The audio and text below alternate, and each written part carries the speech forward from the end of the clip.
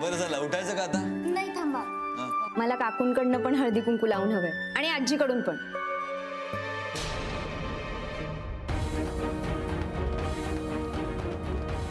काहीतरीच काय म्हणजे ह्याआधी आपल्या घरी कधीच असं झालं नाहीये. त्या कशा काय हळदी कुंकू लावणार? त्या काय शवश नाहीत?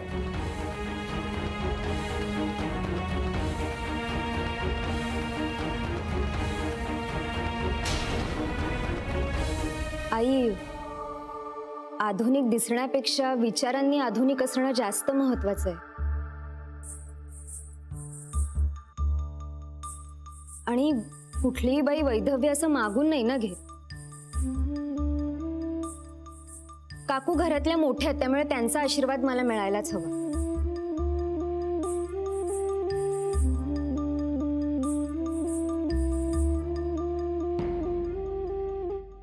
माझा आशीर्वाद तर आहेच ना तुम्हाला, पण हळदी कुंकू वगैरे म्हणजे?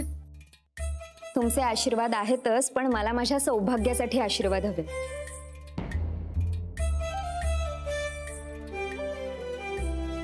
आणि तुमचं किती प्रेम आहे ह्यांच्यावर, त्यामुळे मला कुंकू लावणं हा तुमचा अधिकार आहे.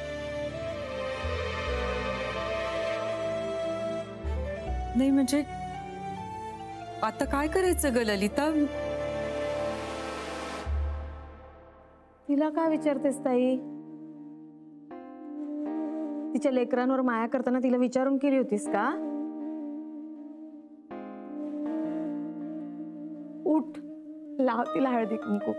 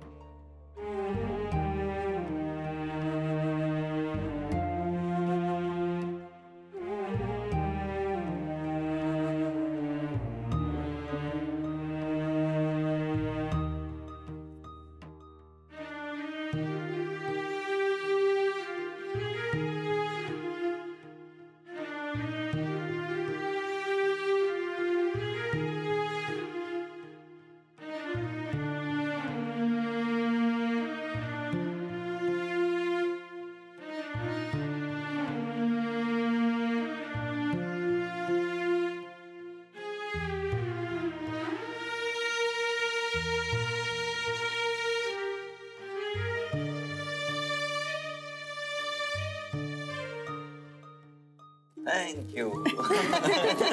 नमस्कार.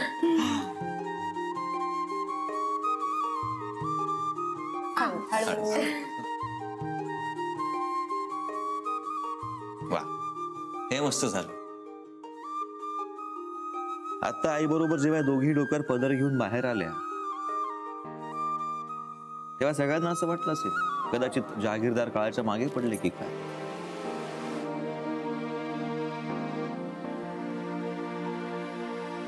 पण आज माझ्या बायकोने सिद्ध केलं की जहागीरदार हे काळाच्या 4 पावलं पुढेच आहेत.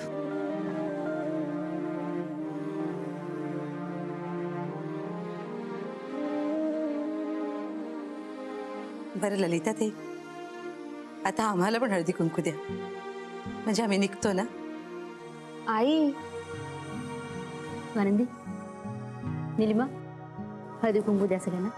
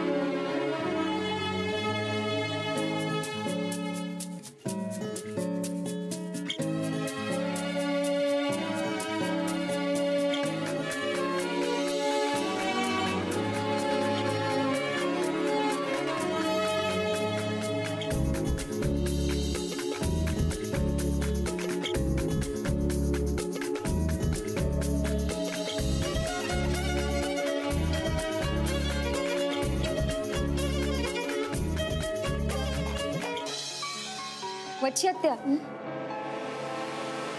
काही हवंय का? नाही काही नको. तुम्ही माझ्या पदराला हात लावताय का? धागा निघाला होता, पैठणी आहे ना, नीट करत होते मी. ललिताताई, आम्ही निघतो. एवढ्या लवकर? अहो जुईली एकटी आहे ना घरी. अगं त्यांना 7च्या आत घरी जावं लागत असेल. असंच नाही काही, पण बाहेरची कामं आटोपल्यानंतर उगीच रेंगाळून आहे ना घराबाहेर. आपल्याला आपल्या घराची ओढ असायला हवी, हो की नाही ललिताताई? हो अगदी बरोबर आहे तुमचं. तुम्ही बसा, मी जरा निरोप देऊन येते.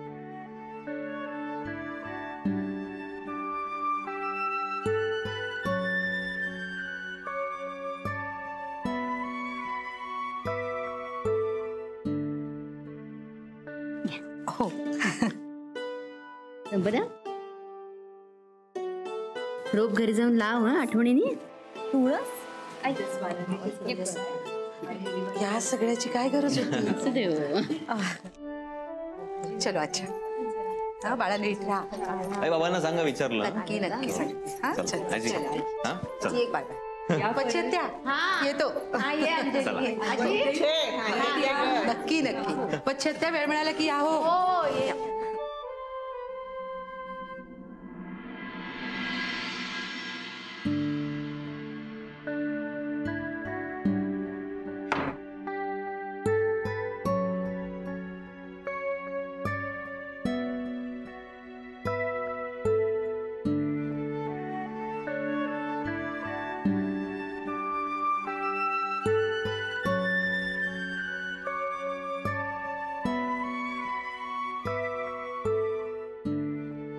अरे जुईल्या घरी ही गेली नाही का काय?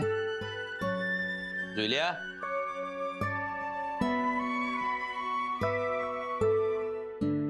ए जुईल्या, उठा, जा आत जाऊन पड जा.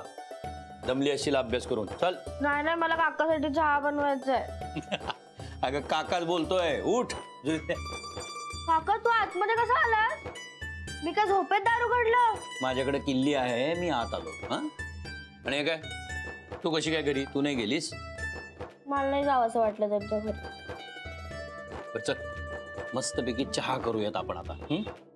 काका फक्त चहा नाही हा.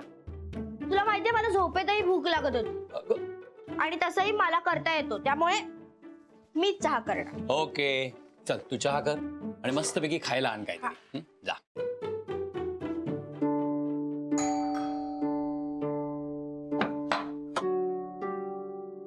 महेश दादा तू?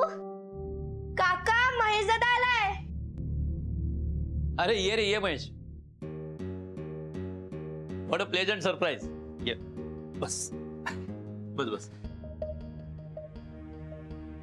पाणी आण जा. हो आले.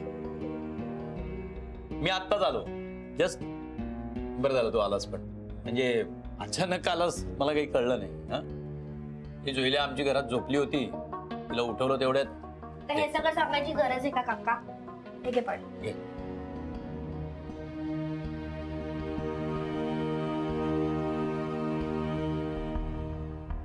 जुईली चहा कर.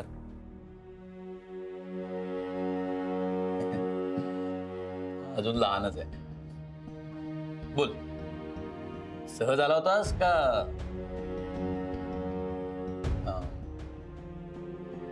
काही सिरियस आहे का? हो बाबा, मला संपदाविषयी तुमच्याशी जरा बोलायचं. बोल ना मग, मोकळेपणे बोल. बाबा तुम्हाला माहिती आहे, संपदाच्या प्रेमाखातर मी आज तगत तिच्या कित्येक गोष्टींकडे दुर्लक्ष केले. तिला आईबाबांबरोबर एकटं राहायचं नव्हतं, मी अमेरिकेला जायचं पुढे ढकल. अहो तिचा एक हट्ट पूर्ण केला नाही. आमच्या घरातली पहिली लाडकी सून आहे म्हणून माझ्या आईबाबांनी किती लाड केले होते तिचे. पण बाबा माझा आता पेशन्स संपत आहे. नवीन काही केलं का तिने? नवीन? अहो एक काम करत नाही. हो घरात हॉटेलात राहतात किंवा ते पेईंग गेस्ट राहतात ना, तशी राहते. वडिलांचा आदर करणं तर लांबची गोष्ट आहे, दुरुत्तर करते त्यांना.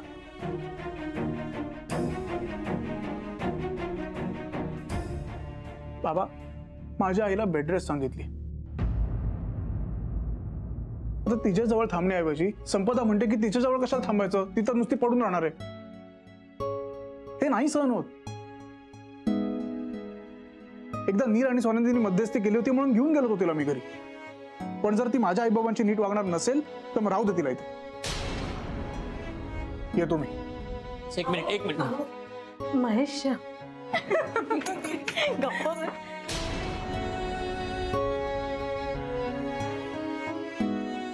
महेश, तू इथे?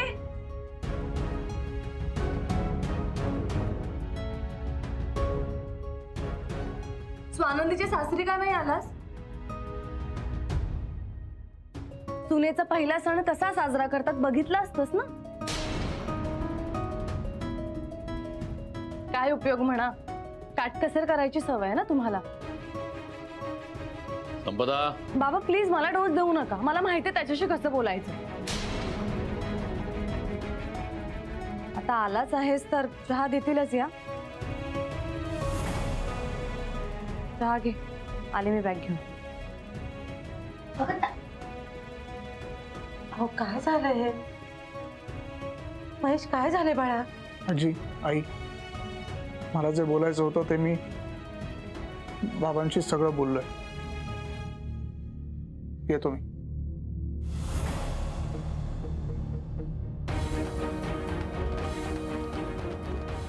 काय झालंय? बस.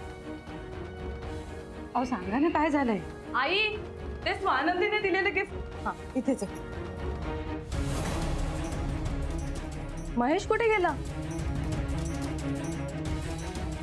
घरी गेला तो. काय?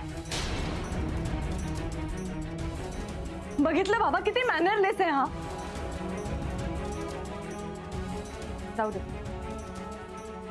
आता तो न्यायला आल्याशिवाय मी जाणारच नाही.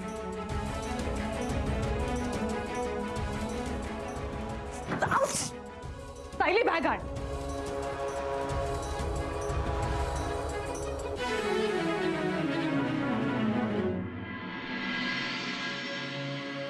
आज स्वानंदीने माझ्यासाठी जे काही केलंय कधीच नाही विसरणार मी. ते आपली सून आहे ती, एवढं तर तिला करायलाच पाहिजे ना. हे तसं नाही, निलिमाच्या नसतं हे लक्षात आलं. स्वानंदीने नुसता माझ्या डोक्यावर पदर नाही दिला तर संपूर्ण समारंभात माझ्याबरोबर सावलीसारखी वावरत होती. तर बच्ची मावशीने माझ्या डोक्याचा पदर हमखास खेचला असता. आठवलं तुम्हाला देशपांड्यांच्या घरी साठे गुरुजींच्या देखत माझ्या डोक्यावरचा पदर बच्ची मावशीनेच खेचला होता. आज स्वानंदी होती म्हणून ते असं काही करू शकल्या नाहीत. अरे बापरे, स्वानंदी बद्दल भलतच प्रेम उफाळून आलेलं दिसते. ये भाई, आपला ठरलेला खेळ विसरू नकोस हा. सासू सासू परत एकदा नव्याने खेळायला सुरुवात केलीस तू. आई, जेवायला चला बाबा. स्वानंदी तुम्ही व्हा पुढे. नाही येत, भूक नाहीये मला. काय झालं, बरं वाटत नाहीये का? नाही ग, बरी आहे मी. आणि तुझ्यासारखी सून असताना काय होणार आहे मला. स्वानंदी, आज तू जे काही केलंस ते मी कधीच नाही विसरणार. सगळ्यांची देखत किती चितू झाली असती अगं माझी. तुम्ही माझ्या आईसारख्या आहात, एवढं तर मी करायलाच हवं. पण जोपर्यंत माझं गंगावन मला मिळत नाहीये तोपर्यंत मी माझ्या खोलीच्या बाहेरही पडणार नाही. असं का? नाही म्हणजे घरात माहितीये सगळ्यांना. नाही स्वानंदी, घरात कुणाला काहीही माहित नाही. त्याचं गाणं असंच वाटतंय की मला ॲलर्जी आली. मग आता खरं काय ते सांगून टाका. नाही स्वानंदी, मला नाही जमणार आहे. आई प्लीज असं नका करू. खरं काय ते सांगून टाका. खरं सांगितलं ना तर सतत अशी लपवाछपवी नाही करावी लागणार. एकदा खोटं बोललात ना मग ते लपवण्यासाठी 100 वेळा खोटं बोलावं लागेल. स्वानंदी प्लीज, शपथ आहे माझी.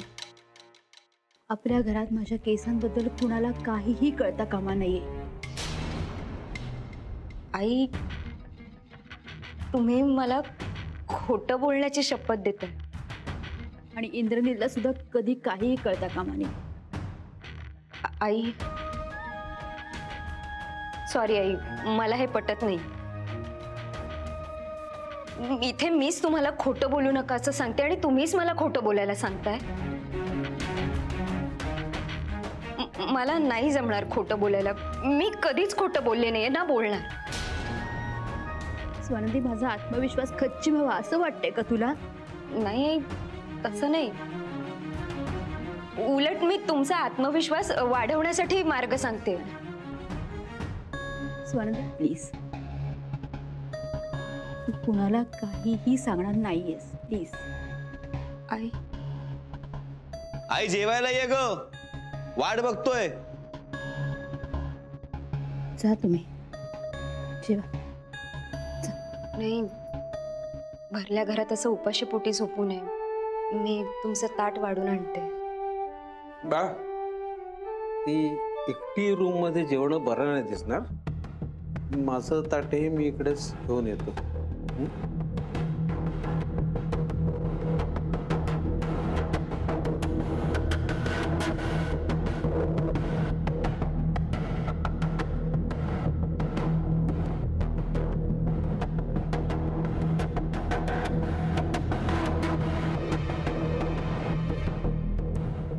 थांबूया ना आई येईपर्यंत. हो, स्वानंदी गेलीये आईंना बोलवायला, ती येईलच घेऊन. हा मग येऊ दे तिला, थांबूया आपण. हो पण वाढून घेऊ देत तोपर्यंत ना तिला. ललिता येईलच तोपर्यंत. हो, येईल ना. ही बघ आली स्वानंदी. ये ग. काय ग, येते ना ग ललिता? नाही वहिनी, ती नाही येते. काय ललिताची ॲलर्जी जरा जास्तच वाढली आहे, त्यामुळे आम्ही दोघंही खोलीत बसूनच जेवू म्हणतो. म्हणजे तिने एकटीने जेवायला बसणं बरं नाही ना दिसत. शिवाय तिचा मूडही चांगला नाहीये. नाही पण असं खोलीत कोंडून घेऊन काय होणार आहे? आईशी बोलतो. नाही नको प्लीज. आनंदी, तिला आपण डॉक्टरकडे नेऊ. आधी बोलू दे मला तिच्याशी. बरोबर. त्या ऑलरेडी अपसेट आहेत.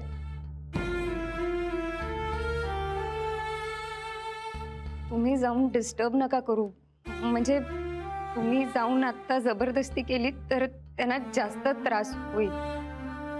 तुझ्या डोळ्यात पाणी का आलंय? नाही, ते वाईट वाटलं म्हणून. मी उद्या बोलेन त्यांच्याशी. एक मिनिट, तुला कसलं वाईट वाटलं एवढं? तू काय बोलणार आहेस आणि आईशी?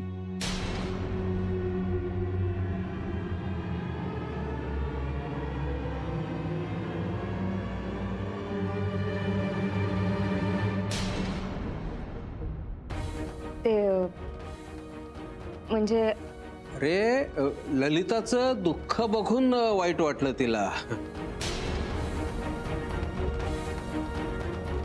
हळवी आहे ना बिचारी. हे स्वानंदी, अगं उद्या घेऊन जाणार आहे मी तिला डॉक्टरांकडे. बरं वाटेल तिला.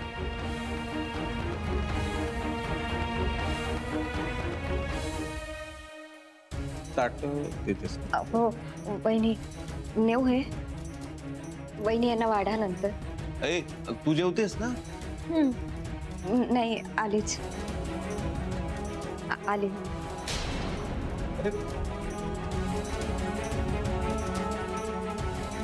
आईने फारच मनाला लावून घेतले.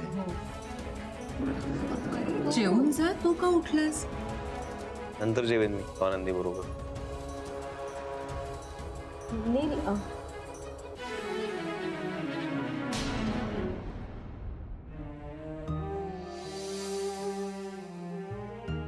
आई नाहीये तर जेवावंसं सुद्धा वाटत नाही. तुम्ही जेवा, मी नंतर जेवेन. हो. घ्या तुम्ही जेवण. अरे निरंजन,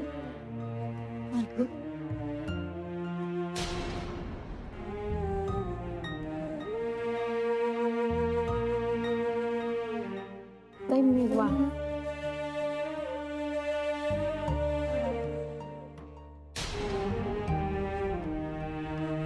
रे देवा. मला फक्त थोडीशी फजिती करायची होती ललिताची. मस्करीची कुस्करी झाली. सगळे दुःखी झाले माझ्यामुळे.